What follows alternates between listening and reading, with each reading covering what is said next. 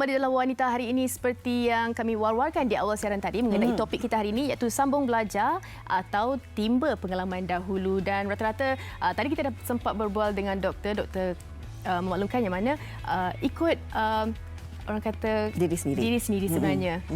Kemampuan. Betul. Dan juga minat sebenarnya. Tapi kan tak salah sebenarnya kalau kita lihat ada juga dalam kalangan individu ataupun para pelajar ni merasakan ada banyak sebenarnya perkara yang memungkinkan mereka untuk merasakan mereka nak bekerja terlebih dahulu sebab ada orang mungkin nak tanggung keluarga. Betul. Ada orang juga mungkin merasakan nak bagi peluang kepada adik-adik untuk melanjutkan pelajaran terlebih dahulu. Mereka bila dah ada kemampuan sambung belajar sendiri. Ini yang kami nak bawakan sebenarnya. Bersama kita nak berkongsi pengalaman beliau sendiri iaitu Aiman Tino. Assalamualaikum. Hai Aiman. Waalaikumsalam. Hai. Apa khabar? Khabar baik. Apa khabar? Sihat, alhamdulillah. Hari ini tak masak ke? Hari ini masak, kejap lagi petang sikit. Okey. Baby, adik sihat?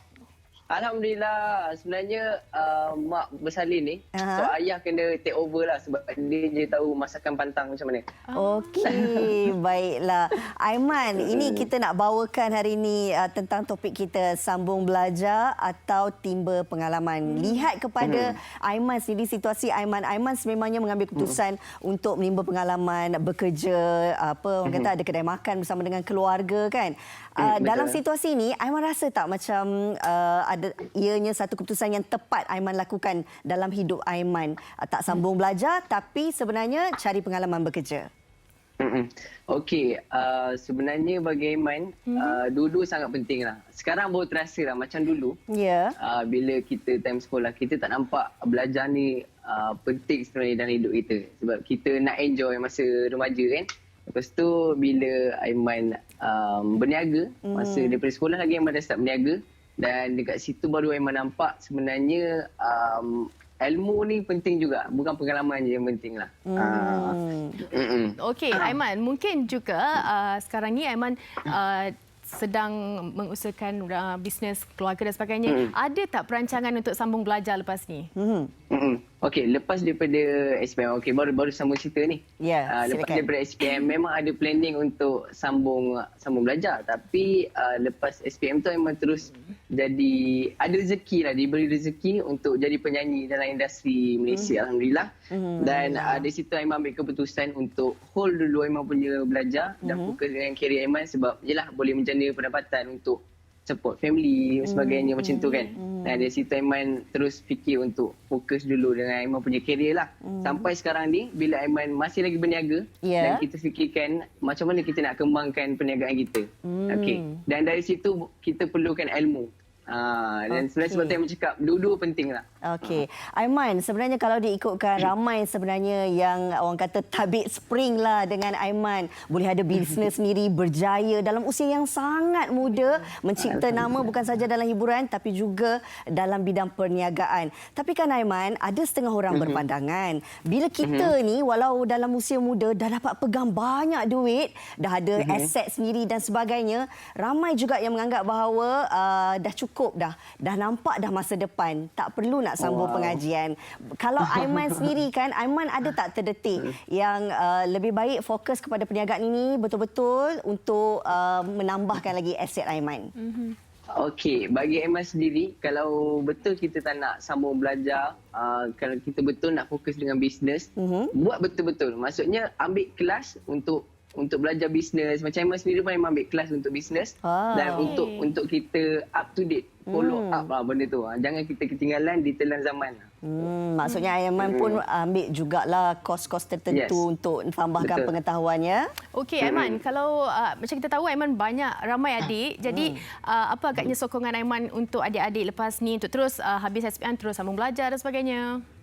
Okey, kepada remaja kat luar sana yang masih sekolah ataupun baru habis sekolah, bagi Aiman sambung je study tak jadi masalah pun bagi Aiman sebab tak rugi. Benda tu sangat penting, ilmu sangat penting dan kena ingat juga pengalaman juga penting sebab setengah syarikat kalau diorang nak cari pekerja, Ya. diorang akan tengok pengalaman kita. Betul. Kita ada pengalaman ke tak kan untuk kita lebih senang dapat kerja.